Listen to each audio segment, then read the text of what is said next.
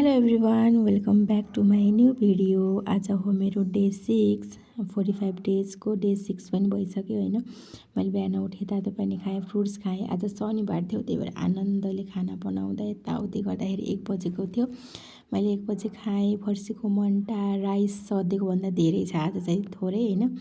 अनि घिउ, अनि यो मासुको अचार, अनि त्यसपछि मासुको रस, अनि चटनी बनाएर खाँदा यस्तो मिठो भएको थियो आज खाना चाहिँ। मैले 1 बजे खाना खाएको भएर चाहिँ मलाई दिउँसो केही खानु मन लागेन, त्यही भएर मैले तातो पानी मात्रै खाएँ।